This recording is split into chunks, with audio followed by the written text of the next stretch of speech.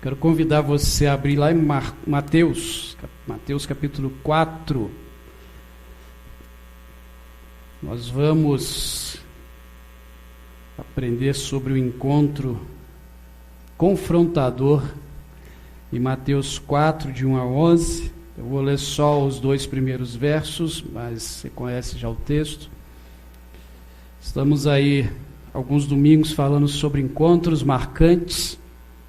Primeiro encontro, falamos sobre encontrando prioridade para a vida. Semana passada falamos sobre o encontro que foi em favor de todos nós, falando sobre o batismo de Jesus. E logo após o batismo de Jesus, ele foi levado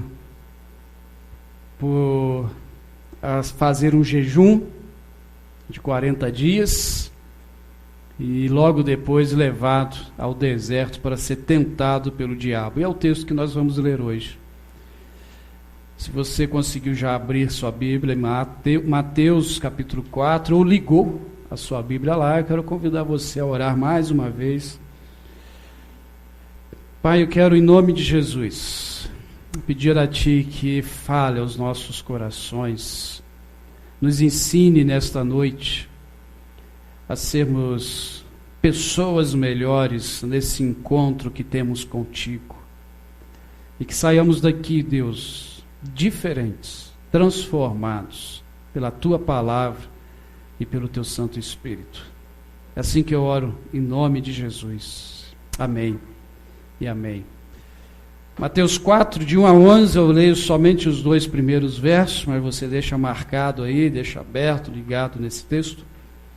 Então Jesus foi depois conduzido pelo Espírito e ao descer ao deserto e para lá ser tentado por Satanás. Durante 40 dias e 40 noites ele não comeu nada e ficou com muita fome. 40 dias de jejum, boa dica aí para quem quer perder uns quilos. Ainda que jejum não é regime, mas Jesus enfrentou esse momento e logo depois, diz o texto, foi levado ao deserto, foi tentado pelo diabo. E interessante que essa palavra tentar, que está aí no texto, no original grego, traz a ideia de sedução, de seduzir, levar alguém a fazer o mal. Foi isso que o diabo foi tentar fazer com Jesus. Tentar afastá-lo daquilo que Deus Pai já havia designado para ele. E esse encontro de Jesus com esse anjo orgulhoso, caído, nos mostra esse encontro confrontador, não por ser um encontro de iguais. Porque tem pessoas que imaginam que Jesus e o diabo lutavam como iguais. Mas não, ele é totalmente inferior a Jesus, não tem como ser igual, mas inclusive já sabemos do seu fim e do resultado final na vida dele, mas é confrontador por nos ensinar justamente as áreas da nossa vida, da nossa existência, que esse inimigo trabalha constantemente no dia a dia em nossas vidas. E foi ali que ele tentou mexer na estrutura de Jesus para tentar derrubá-lo, tentar realmente sair dos propósitos, persuadi-lo, mostrando alguns detalhes que muitas vezes a gente se deixa levar. Na pandemia tem mostrado um desses detalhes, que eu vou falar já, que as pessoas se deixaram levar pelas mentiras do diabo. Esse encontro é confrontador justamente por essa tentativa de sedução do diabo em coisas básicas da vida humana. Em situações básicas.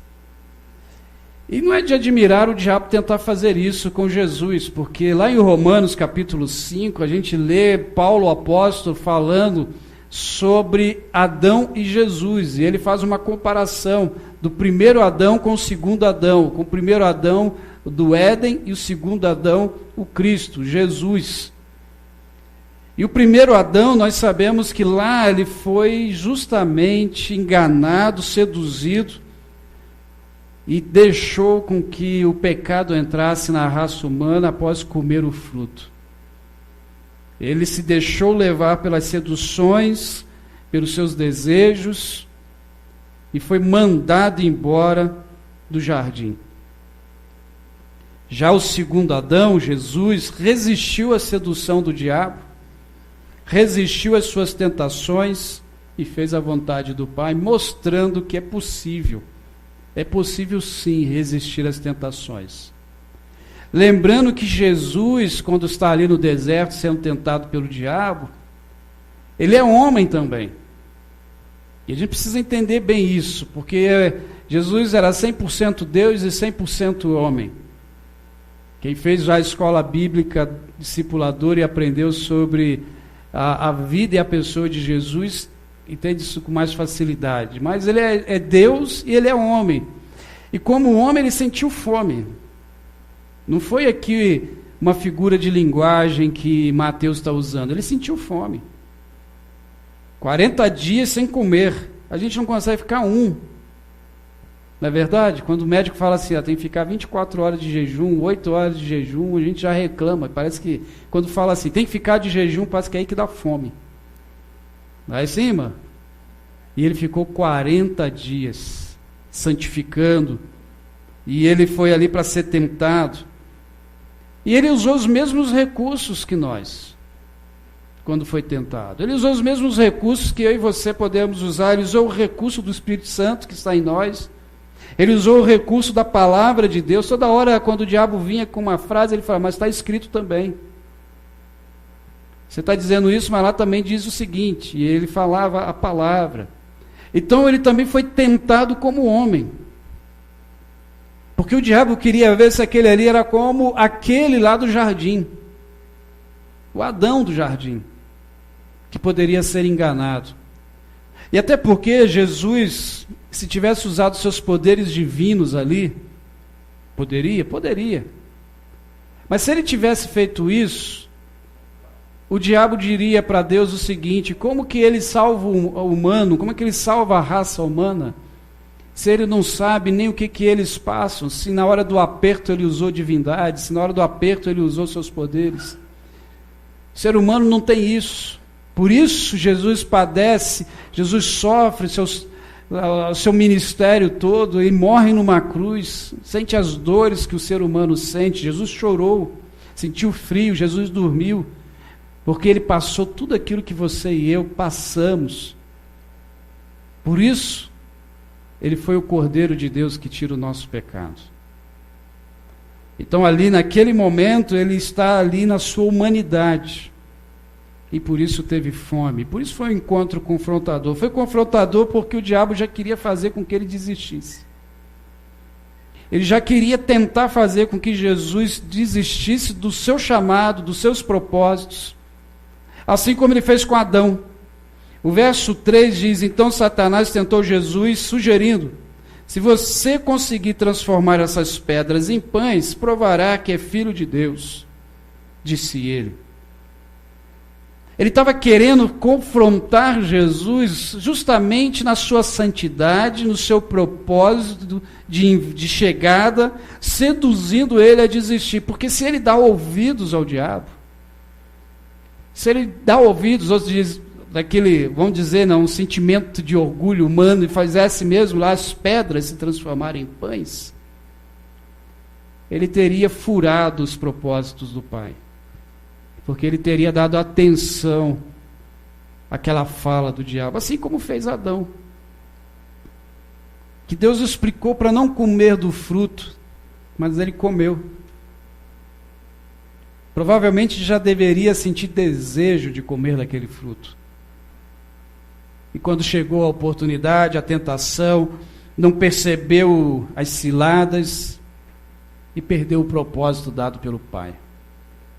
Quando a gente para pensar um pouco nos prazeres que a vida nos dá, nos deparamos com esse fogo do inimigo sobre nós, a gente precisa estar atento, porque ele quer nos fazer desistir dos nossos sonhos, desistir da fé, desistir de uma caminhada com Cristo. Ele começa a colocar alguns empecilhos, sim, algumas dificuldades, sim, para tentar fazer a gente desistir, tentar fazer a gente parar no meio do caminho, fazer com que a gente perca o foco. E aí a gente vai parando aos poucos. É interessante isso, que ele nunca nos faz parar de uma vez só. É um desânimo aqui, uma dificuldade ali, e a gente pensa, hoje eu não vou na igreja, hoje eu não vou no PGM, hoje eu não vou fazer isso, hoje eu não vou fazer aquilo, online está melhor. E a gente vai desistindo, e a gente vai dando atenção aos seus sussurros. E assim, é quase que imperceptível isso. Quando a gente vê, a gente já está enrolado, já está envolvido com as artimanhas dele. Jesus, se ele tivesse dado atenção já nesse início de tentação, ele teria fracassado no projeto do Pai. Por isso, ele resiste, não desiste, mas ele continua insistindo. Porque ele, não só porque ele é Deus, porque ele sabia do propósito dele. Lembra da oração no Getsemane? Quando já próximo a ser crucificado, ele ora e diz, Pai, se for possível, passa de mim esse cálice. Mas faça-se a tua vontade e não a minha. Porque ele sabia que ele não poderia desistir, porque sobre ele pesava a maior esperança da humanidade, que era ele mesmo.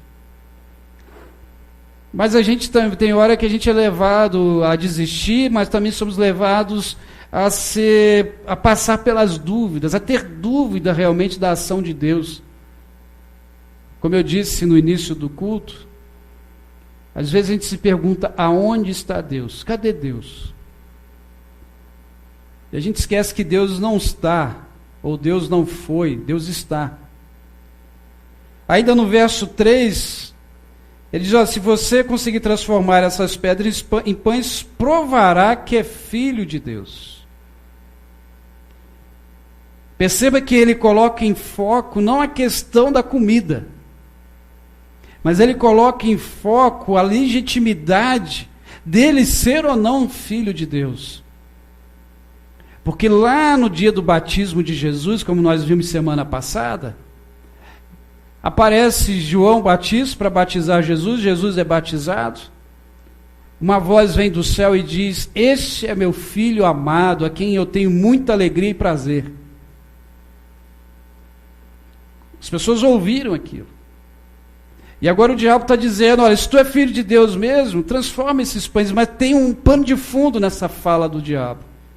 O que ele está dizendo é o seguinte, olha, se tu é filho de Deus mesmo, por que você está passando por isso aí? Se tu é filho de Deus mesmo, por que você está com fome? Se tu é filho de Deus mesmo, por que você precisa morrer numa cruz? Por que você precisa sofrer?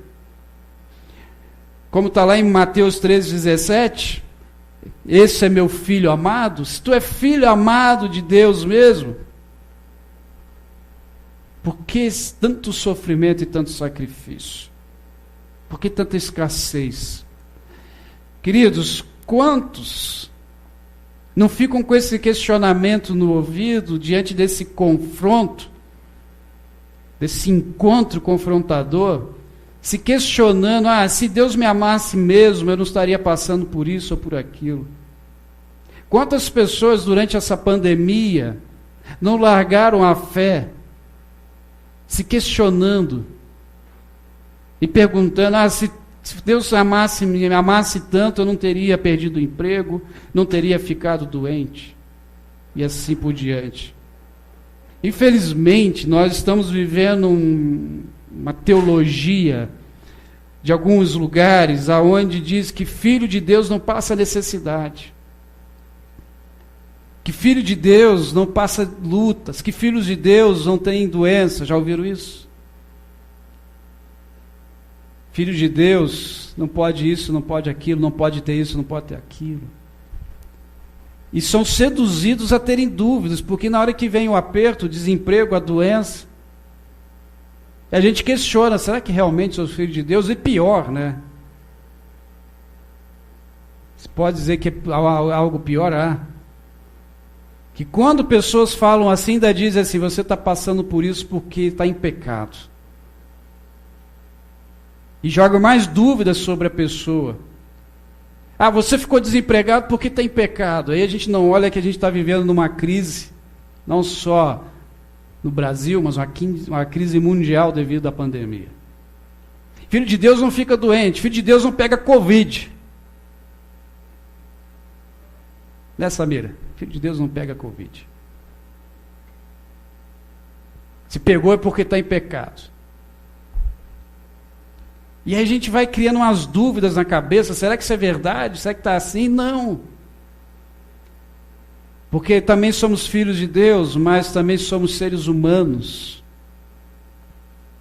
Se a gente se corta, a gente sangra, a gente sente dor, a gente tem pressão alta, a gente tem diabetes, a gente fica depressivo, porque nós somos seres humanos. O diabo ele vem com as suas artimanhas, principalmente nessa religiosidade de TV, de televisão, e aí as pessoas começam a pensar que ser cristão é isso, parece ter uma blindagem especial, e não tem. Nós temos sim o mover, o poder do Espírito Santo de Deus em nós temos sim Jesus Cristo, mas nós ficamos doentes, nós ficamos desempregados, nós passamos pelas mesmas lutas que os outros passam. Já diz a Bíblia que a chuva, o sol vem sobre justos e injustos. A diferença é como que a gente sobrevive a isso. É como que a gente passa por isso, porque nós temos uma esperança. E essa esperança se chama Jesus Cristo. Essa esperança está em nós, através do seu Espírito. Que quando nós estamos passando por esse vale da sombra da morte, como diz o Salmo 23, nós sabemos que Ele é o nosso pastor, e por Ele ser o nosso pastor, nada nos faz falta.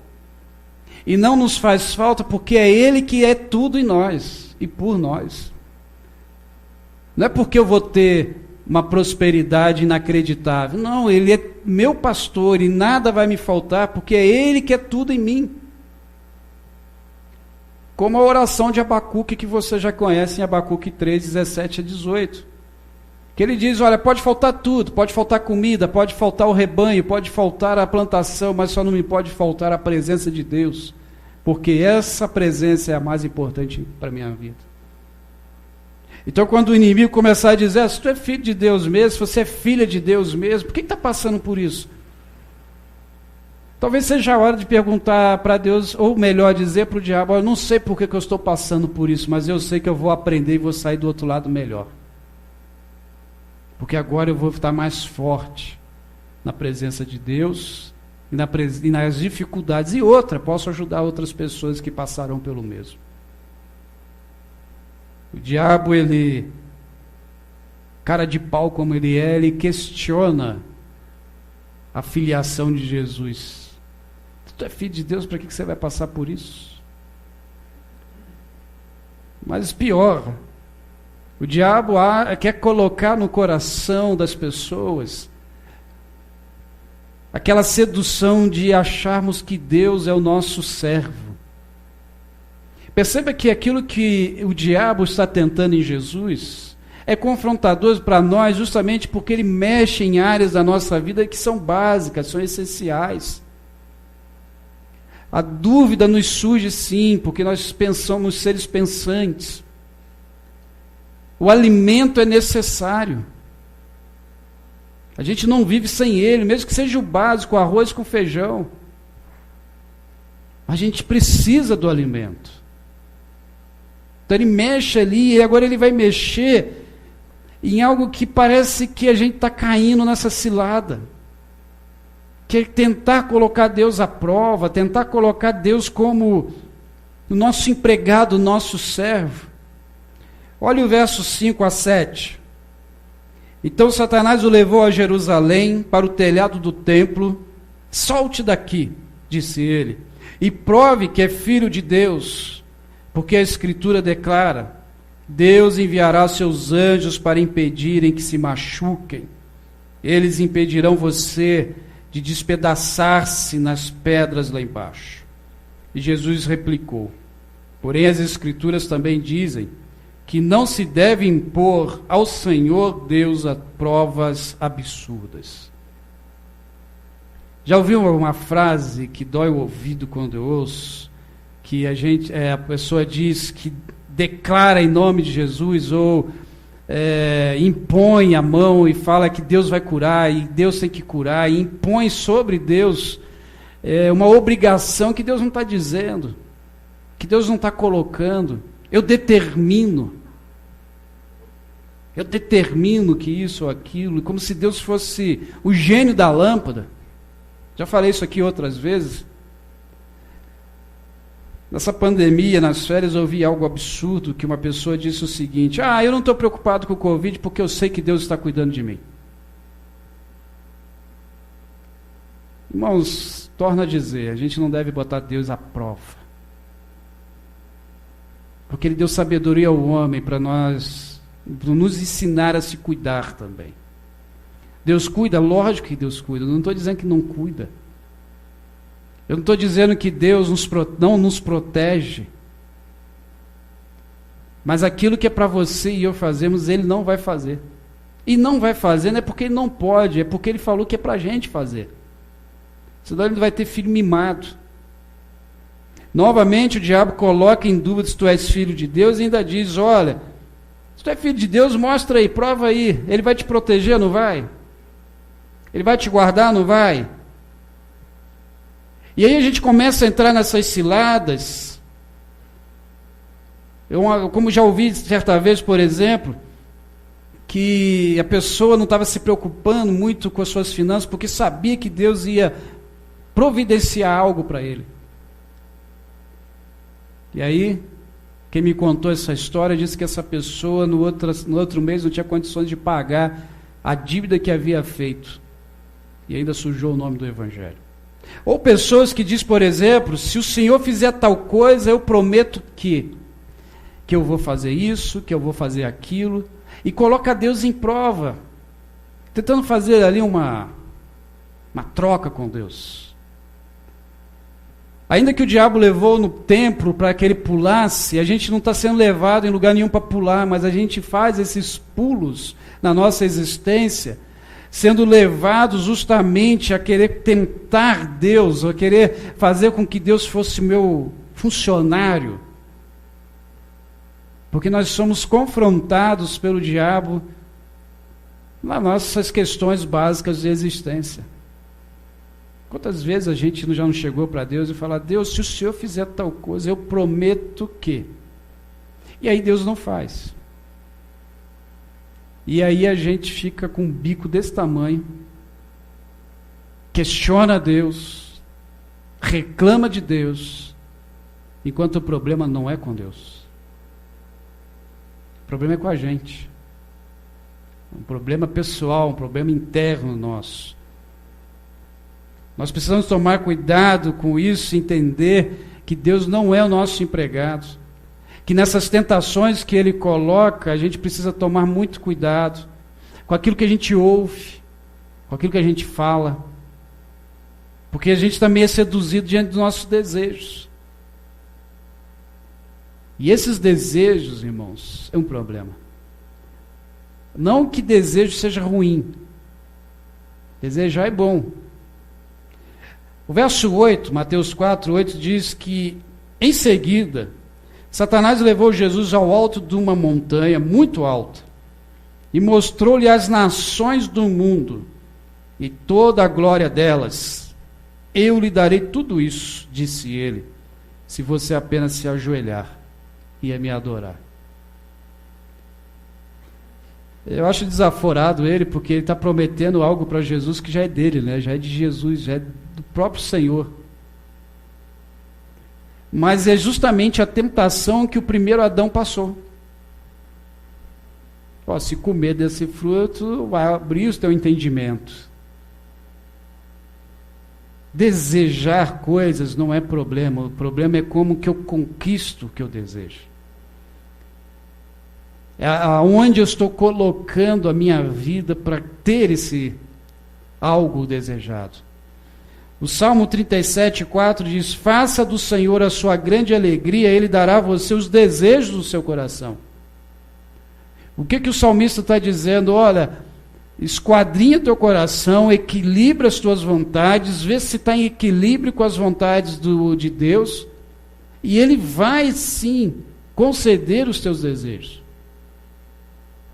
Se eles estiverem alinhados com o desejo do Senhor. Porque tem desejo nosso que, se Deus atendesse, seria mais para tristeza, para dor, do que para alegria propriamente dita.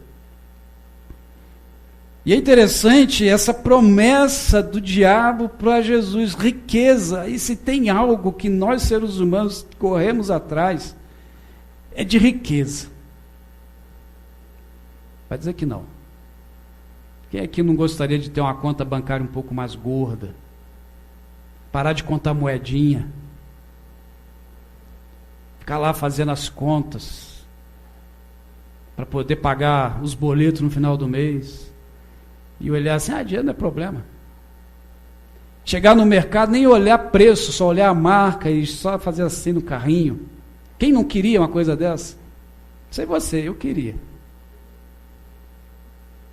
Chegar e a esposa falar assim, eu precisava ir no salão, né, Paula?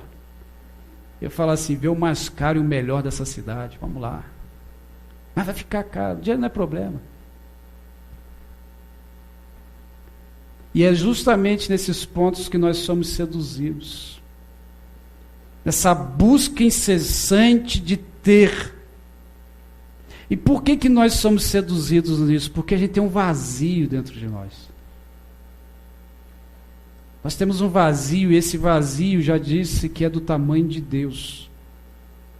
E não tem outra coisa para colocar ali, tem que ser Deus. Não tem riqueza, inclusive Jesus já disse que a riqueza, o dinheiro não é problema, dinheiro não é ruim. Dinheiro não é neutro, mas dinheiro tem seu valor sim. O problema é quando ele toma o lugar de Deus. Por isso Jesus disse que nós não podemos ter ou servir a dois senhores. Ou a gente serve a Deus ou ao dinheiro. O que o diabo está oferecendo é algo que, primeiro, não era dele, segundo, é algo que está dentro do nosso coração, esse desejo de ter. Esse desejo de ter as coisas pode ser ou ter o dinheiro, ou ter uma coisa, ou ter uma pessoa, e às vezes a gente quer fazer de tudo para ter aquela coisa, ter aquele dinheiro, ou ter aquela pessoa, e a gente não se importa a forma com que a gente vai fazer para ter. E aí a gente vai se atropelando e vai cumprindo dentro do nosso coração esses desejos que na verdade são vazios. E nós temos um vazio existencial justamente porque tiramos Deus da equação da nossa vida. Enquanto Ele não for o que preenche o meu coração e a minha vida, eu vou correr atrás desses desejos. Eu vou me esforçar para ter aquilo.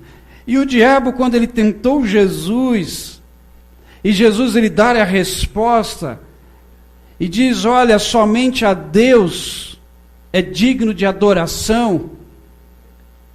E aí diz o texto que o diabo se retira, os anjos cuida dele. E o diabo sai porque naquele momento ele percebe que ele está diante de alguém que está cheio de Deus. O diabo, quando faz a última tentação, que faz parte da nossa existência, e a gente precisa entender isso, que a primeira é a comida, e é ali que ele vai pegar, depois as dúvidas que temos sobre quem somos, para onde vamos. E ele coloca em dúvida também aqueles desejos que talvez a gente fale assim, poxa, Deus não está me dando, Deus não me dá, Deus não me concede. E quando ele faz isso com Jesus, Jesus dá-lhe a resposta para ele devida, que somente a Deus é digno de adoração. Ele parte em retirada porque ele percebe que não tem jeito, porque ele está diante de alguém que está cheio de Deus, e quem está cheio de Deus não tem vazio para preencher. Quem está cheio de Deus está completo. Quem está cheio de Deus, por muitas vezes, não está bem financeiramente, não está bem em status social, mas sabe que é Deus que completa a sua vida, que sabe que é Deus que preenche aqui dentro. As demais coisas só são acrescentadas. As demais coisas só vão ser somatório a tudo aquilo que Deus já deu para essa pessoa. E aí, diante dessas tentações, ele diz, olha, isso aí para mim não enche os olhos, porque o que enche o meu coração e minha vida é Deus. É Cristo. Então eu sei que no momento certo eu vou ter o que comer. Eu sei que no momento certo eu vou ter o que vestir. Eu sei que no momento certo Ele vai provar, vai mostrar que Ele não me abandonou. Basta eu continuar caminhando. Basta eu continuar no ministério que Ele me deu. Muitas vezes a gente fica procurando e se esforçando só atrás dos nossos desejos, parece que a gente nunca alcança. Porque o problema não está no ter, mas é no ser. É ser realmente preenchido pela presença de Deus na nossa vida. Não significa que eu não vou me esforçar para ter, mas significa que agora, por eu ser preenchido pela presença de Deus, o ter é acessório. O ter é complemento. Se eu chegar, amém. Se eu não chegar, eu vou entender que talvez não fosse o momento. Por isso, irmãos, por a gente muitas vezes não entender o ser e o ter na nossa vida, é que o Brasil, um país dito cristão, é um dos países com maior número de deprimidos e ansiosos. É um dos países que mais se vende ansiolíticos. Toneladas, litros. Porque o Brasil, nós estamos precisando ser cheios de Deus. Não que depressão é falta de Deus, não me entenda mal. Depressão é doença. Mas muitas das nossas ansiedades é porque a gente não está sabendo esperar o momento certo de Deus. E aí vira doença. Um país dito cristão, onde as pessoas estão morrendo por causa de não ter. Pessoas que estão se esvaindo fisicamente por causa do não ter. E nós precisamos buscar ser preenchidos por Deus. Torno a dizer e quero afirmar, até porque está gravando, né? Depressão não é falta de Deus, é doença. Mas nós temos tido algumas ansiedades, porque estamos tentando achar um vazio, preencher um vazio que é só Deus que vai preencher. Só Ele. Diante desse encontro confrontador, eu acredito que nós precisamos fazer como Jesus fez. Orar e nos encher com a palavra de Deus, para quando o diabo vir, a gente está cheio dele. E essa oração de Jesus, João 17,15, diz: não rogo que os tires do mundo, mas que os proteja do maligno. E nós deveríamos orar assim ao Senhor: não quero sair do mundo, Senhor, não agora, porque as belezas do mundo são muito boas, mas me proteja do maligno e da maldade que habita em mim, porque é nessa maldade é que o diabo vai nos tentar. É nessa maldade que habita em cada um de nós que ele vai tentar nos seduzir, que ele vai fazer os seus oferecimentos, a comida, o dinheiro, as riquezas, as dúvidas. São nesses pontinhos que ele vai tentar nos derrubar. Mas Jesus provou que a gente pode ser fortalecido. Jesus provou para nós que as tentações são vencidas. Basta a gente estar ligado com o Pai e ser preenchidos na nossa vida por Deus. Eu queria orar com você e orar por você. Eu queria que você levasse diante dele justamente essas áreas da sua vida que está precisando de um acerto. Essas áreas da sua vida que está precisando ser preenchidas por Deus, pelo Espírito dele. Levar diante de Deus as tuas ansiedades. Porque realmente a vida faz isso com a gente. Existir dá ansiedade mesmo. Mas leva isso para o Senhor. Leva isso diante dele. Coloca o teu coração agora e diz: Senhor, preenche o vazio do meu coração, porque é só o Senhor que pode. Vamos orar? Ó Pai, esse encontro de Jesus com o diabo foi um encontro confrontador para mim. Confrontador não porque Jesus estava com alguém à sua altura, pelo contrário, Jesus é muito maior do que o inimigo. Mas é confrontador por me ensinar as áreas da minha vida que precisam ser vigiadas, cuidadas, trabalhadas. Pois ele não ataca com grandes ou extraordinários ataques, mas só em coisas sutis de necessidade, trazendo dúvidas sobre a tua presença e o teu amor sobre nós, sobre riqueza, poder, alimento. Por isso, Senhor, eu peço que o Senhor nos visite, começando no meu coração, e que o Senhor possa preencher as lacunas que deixamos, e que fazem, Senhor, com que olhemos para o lado e até duvidamos desse teu amor, da tua proteção, do teu guardar. Tome, Senhor, os nossos desejos nas tuas mãos. Temos, Senhor, desejos sim. Oramos constantemente ao Senhor para que eles sejam preenchidos, atendidos.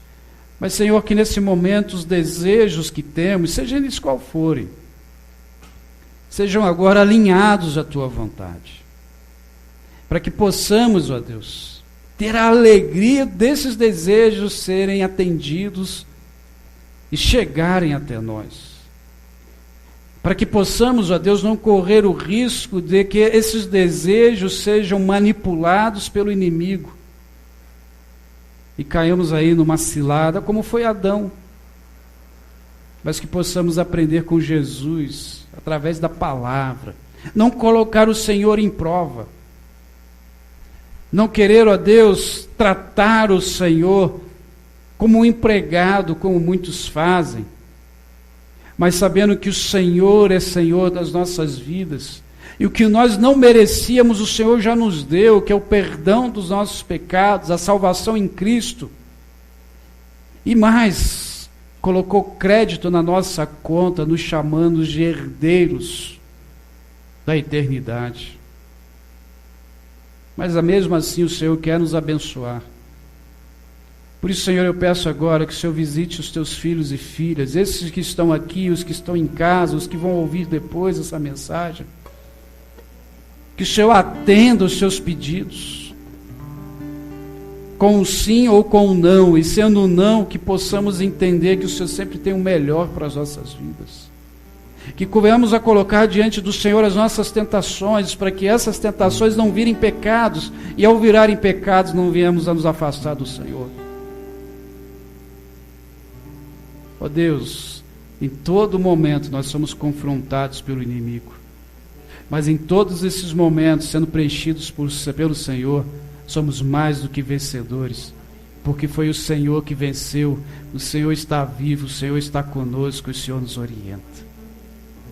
Leve teu povo em paz.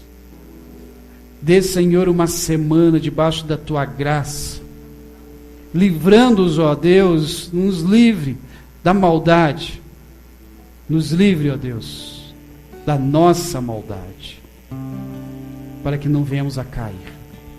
É assim que eu oro em nome de Jesus. Amém e amém. Que Deus te abençoe. Como eu falo todo domingo, abrace o outro com os olhos, porque que um dia a gente vai poder se amarrotar de novo. Uma ótima semana em nome de Jesus, amados.